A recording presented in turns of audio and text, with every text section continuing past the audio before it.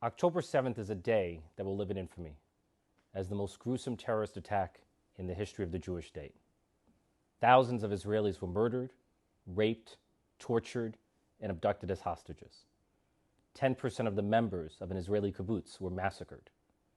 About 260 young Israelis partying at a music festival were gunned down.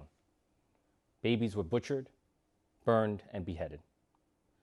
The only morally acceptable response to such incomprehensible terror is overwhelming outrage at the boundless barbarism of Hamas. While most of the civilized world, led by President Biden, rightly recoiled in horror at Hamas and condemned its terrorism immediately and unequivocally, Israel's ideological enemies here in the United States found cause for celebration at the sight of dead Jews. Imagine for a moment the inconsolable grief of a Jewish mother whose baby has been butchered to death. Could you imagine anything more callous and cruel than telling that grieving mother, "You had it coming. You and your people brought the terror upon yourselves"? Those were the shocking sentiments of the New York City Democratic Socialists of America, which wasted no time in holding a hate rally, romanticizing the terrorism of Hamas as, quote, resistance.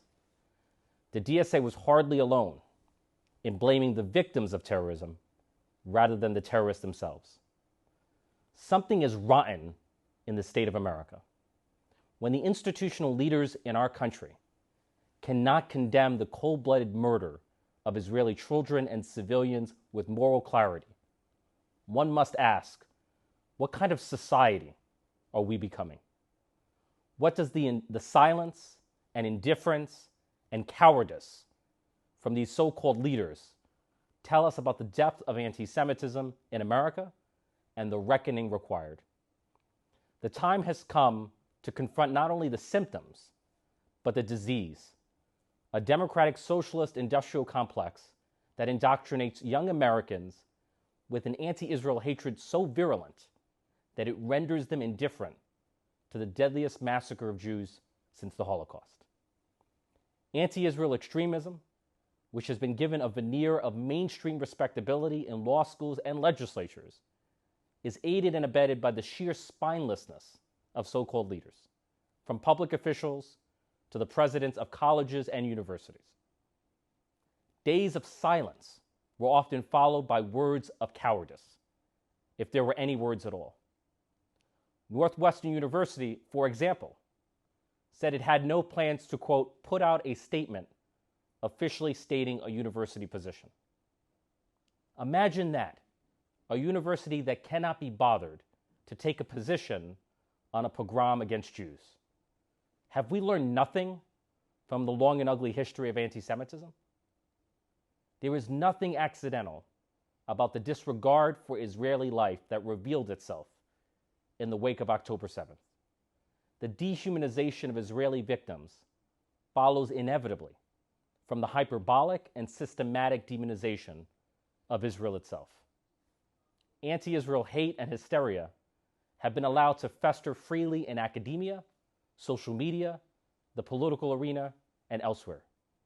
It has been propagated by AstroTurf activists and academics, amplified by their enablers in elected office, and subsidized by government and civil society.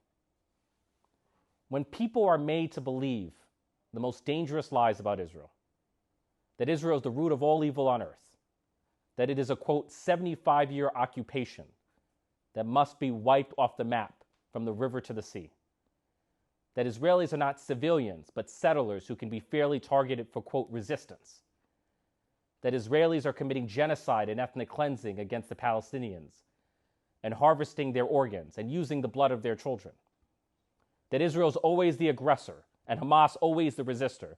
When you tell so many lies and incite so much hate, what do you think will happen? How do you think the believers internalizing these lies will respond to the savage slaughter of Israelis? This is a moral monstrosity made in America, and one that America must unmake. The anti-Israel hate increasingly possessing the American mind is a demon that must be exorcised from our body politic. For America cannot long remain a decent society if the next generation of Americans are made to be indifferent to the barbaric butchering of Israeli civilians and children. I, for one, stand with Israel as it seeks to defend itself. Despite the profound pain of the present, Israel will emerge from it all better and stronger than ever before. It will outlive the pernicious lies and the dangerous demagogues who tell them. It will outlive the extremism of the DSA and BDS. It will outlive the terrorism of Iran and its proxies, Hamas and Hezbollah.